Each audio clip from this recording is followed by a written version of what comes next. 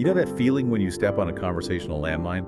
Like where backing off destroys your reputation, but standing still completely ruins your career. Oh yeah, that perfectly orchestrated no-win trap. Usually human instinct just takes over in those moments, right? Like you either fight aggressively or just totally fold. Right, exactly. Yeah. Well, welcome to this deep dive. Today we're pulling from historical theological commentaries, modern psychological analyses, and lateral thinking case studies to unpack one of the most famous traps in history. We are looking at an ancient text, John chapter 8, the story of Jesus and the adulterous woman.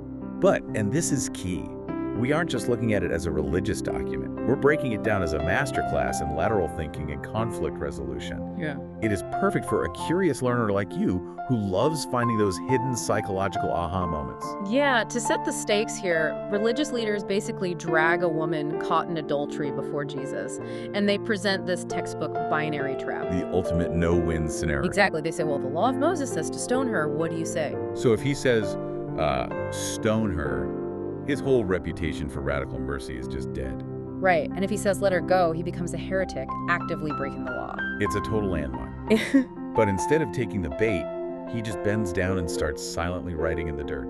With his finger? Yeah, the tension there must have been unbearable. It actually reminds me of that story from our sources about the Taiwanese health official. Oh, the one getting badgered on live TV? Yes, lawmakers were just verbally attacking him, and he just sat there furiously scribbling on a notepad. Right, and didn't his kid later say he wasn't taking notes at all? Yeah, he was just writing the word endure over and over to keep his cool. I mean, was Jesus just doing like a first century version of that? Well, the sources actually point to something much more strategic than just managing stress. Think about that specific detail of his finger. Okay, his finger. Yeah, in Jewish tradition, how did God write the 10 Commandments on the stone tablets? Oh, wow. With his finger. Exactly. Using his finger to write in the dirt wasn't just some random distraction. It was a really profound, silent signal to these legal experts. Kind of subtly reminding them of the original lawgiver. Precisely. He's letting that psychological pressure cook. And that unbearable silence is what forces the eventual verbal checkmate to hit so much harder, right? I mean, when he finally stands up, he says, "Let him who is without sin cast the first stone."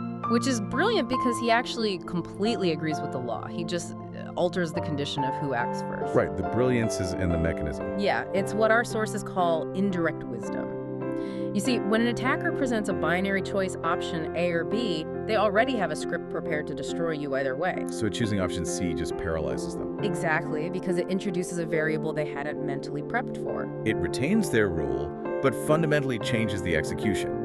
Kind of like the Taiwanese professor from our lateral thinking case studies. Remind me of that one again. Well, his students were too terrified to ask the first question. So the professor asked the first question himself, and then invited the students to ask the second question. Ah, right. It completely changed the dynamic by removing the psychological weight of being first. Exactly.